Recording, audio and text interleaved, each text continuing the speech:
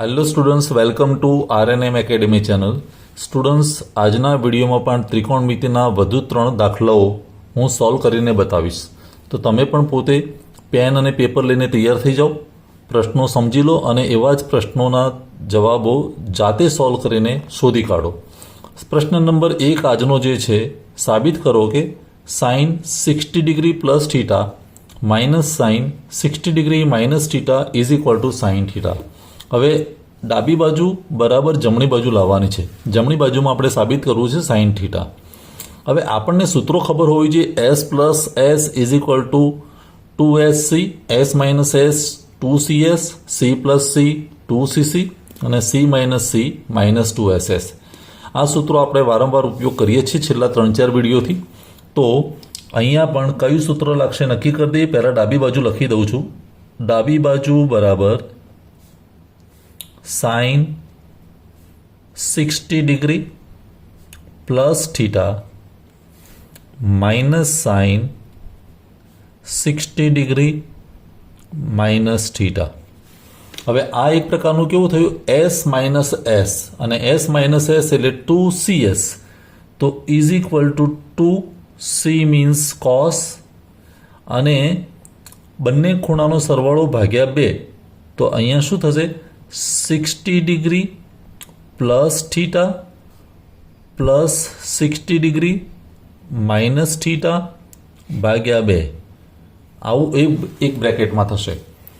2CS એટલે હવે આવશે સાઇન, એસ મીન્સ, અને અહીંયા બાદ બાકી મીન્સ 60 પ્લસ થીટા માઇનસ, હવે માઇનસ આખાને લાગે એટલે આ 60 માઇનસ થઈ જાય અને આ માઇનસ થીટા છે પ્લસ થઈ જાય. તો કેવું થશે, 60 ડિગ્રી પ્લસ થીટા તો હતું જ પહેલાં, એમાંથી આ બાદ કરું એટલે માઇનસ 60 ડિગ્રી અને પ્લસ થીટા, કારણ કે માઇનસ સાઇન બંનેને લાગે એટલે આ માઇનસ થઈ જાય અને આ પ્લસ થઈ જાય, ડિવાઇડેડ બાય 2. આવું લખી શકીએ. હવે આને સિમ્પ્લિફાય કરીએ તો શું થશે, 2 કોસ, તમે અહીંયા જોઈ શકો થીટા અને માઇનસ થીટા જતા રહેશે એટલે 60 વત્તા 60 એટલે 120 ડિગ્રી, 120 ડિગ્રી ભાગ્યા 2 એટલે 60 ડિગ્રી. તો 2 કોસ 60 ડિગ્રી અને અહીંયા શું થશે, સાઇન 60 ડિગ્રી માઇનસ 60 ડિગ્રી જતા રહેશે, થીટા પ્લસ થીટા એટલે 2 theta, 2 theta divide by 2 means theta, તો સાઇન થીટા આવે. હવે 2 કોસ 60 ડિગ્રી, કોસ 60 ડિગ્રી એટલે એની વેલ્યુ તો 1/2, કોસ 60 ડિગ્રી એટલે 1/2 ઇન્ટુ સાઇન થીટા. હવે અહીંયા 2 અને 2 કેન્સલ થશે, ગુણાકાર ભાગાકારમાં છે એટલે વધ્યું શું, સાઇન થીટા, અને સાઇન થીટા વધે મીન્સ આપણને જમણી બાજુ મળી ગઈ કહેવાય. તો આ પ્રશ્ન નંબર 1નો જવાબ થયો. સ્ટુડન્ટ્સ, પ્રશ્ન નંબર 2 બહુ સરસ આપેલો છે. પ્રશ્ન નંબર 2, સાબિત કરો કે cos 50 degree plus cos 70 degree plus cos 170 degree is equal two 0. હવે એક સાથે 3નો સરવાળો છે અને આપણી પાસે એવું કોઈ સૂત્ર નથી કે 3ને એક સાથે લઈ શકીએ. તો હું પહેલાં 2 ભાગ લઈશ, સી પ્લસ સી, એનું જે નિરાકરણ આવે એની સાથે આ ભાગને જોડીશું. તો ડાબી બાજુ લઈ લઈએ. પહેલાં ડાબી બાજુ બરાબર cos 50 degree plus cos 70 degree plus cos 170 degree આવું આપેલું છે. હું ફક્ત અત્યારે કોન્સન્ટ્રેટ કરું છું પહેલાં 2 ભાગ માટે, સી પ્લસ સી. તો એનું સાદુરૂપ કેવું થશે, તે સી પ્લસ સી એટલે 2CC એટલે 2 કોસ બંનેનો સરવાળો એટલે 50 ડિગ્રી પ્લસ 70 ડિગ્રી ભાગ્યા 2, 2CC એટલે ફરી પાછું કોસ, અહીંયા બાદ બાકી 50 ડિગ્રી માઇનસ 70 ડિગ્રી ભાગ્યા 2.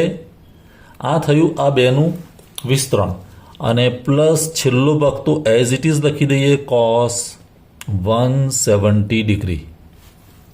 હવે થશે શું, અહીંયા 2 કોસ 50 વત્તા 70 એટલે 120, 120 ભાગ્યા 2 એટલે 60 ડિગ્રી, 50 માઇનસ 70 એટલે માઇનસ 20, માઇનસ 20 ભાગ્યા 2 એટલે -10.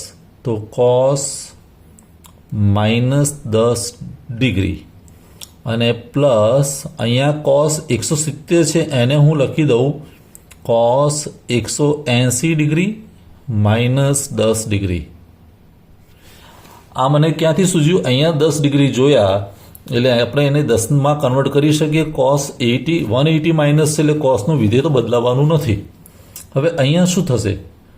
2 cos 60 ડિગ્રી એટલે તો એની વેલ્યુ તો 1/2 અને cos માઇનસ થીટા હોય તો cos થીટા જ કહેવાય એટલે આ cos 10 ડિગ્રી કારણ કે એમાં માઇનસ સાઇનની ચિહ્ન જે માઇનસ છે તે બહાર આવતું નથી એટલે cos 10 ડિગ્રી. હવે અહીંયા શું થશે? પ્લસ 180 માઇનસ 10 એટલે તો cos 10 ડિગ્રી તો ખરા જ, પણ કેવા 180 માઇનસ એટલે બીજું ક્વોડ્રન્ટ, બીજા ક્વોડ્રન્ટમાં cos પોતે નેગેટિવ એટલે આની સાઇન નેગેટિવ આવશે. હવે આ બધાને ભેગા કરીએ તો શું થાય? અહીંયા 2 જતા રહેશે, અહીંયા વધીશું cos 10 ડિગ્રી અને આ માઇનસ આવશે એટલે માઇનસ cos 10 ડિગ્રી અને બંનેનો એડિશન એક પ્લસ અને એક માઇનસ એટલે જવાબ આવે 0. 0 ઇઝ ઇક્વલ ટુ જમણી બાજુ. તો આ રીતે પ્રશ્ન નંબર 1 આપણે સોલ્વ કરી શકીએ. સ્ટુડન્ટ્સ, પ્રશ્ન નંબર 3 જાન્યુઆરી 2020ની પરીક્ષામાં પૂછાયેલો છે અને આનું સોલ્યુશન ઓલમોસ્ટ આના પહેલાંના પ્રોબ્લેમ જેવું જ છે. સાબિત કરો કે cos 40 degree plus cos 80 degree plus cos 160 degree is equal two 0. આપણે શું કરીશું? ડાબી બાજુ પહેલાં લખી દઈએ, લેફ્ટ હેન્ડ સાઈડ. ડાબી બાજુ બરાબર cos 40 degree plus cos 80 degree plus cos 160 degree. આ 3 ભાગ લખ્યા, પણ સરવાળો તો કોઈ પણ 2 ભાગનો થશે એટલે પહેલા 2 ભાગને આપણે કન્સિડર કરીએ છીએ C પ્લસ C. આને એઝ ઇટ ઇઝ રાખીએ. હવે C પ્લસ C કરીએ તો શું થાય? 2cc એટલે 2 cos બંનેનો સરવાળો ભાગ્યા 2 એટલે 40 ડિગ્રી પ્લસ 80 ડિગ્રી ભાગ્યા 2 2cc એટલે ફરી પાછું cos અને અહીંયા બાદ બાકી 40 ડિગ્રી માઇનસ 80 ડિગ્રી ભાગ્યા 2 અને છેલ્લો ભાગ જે હતો તે એઝ ઇટ ઇઝ એટલે પ્લસ cos 160 ડિગ્રી. હવે આને સિમ્પ્લિફાય કરીએ તો શું થાય?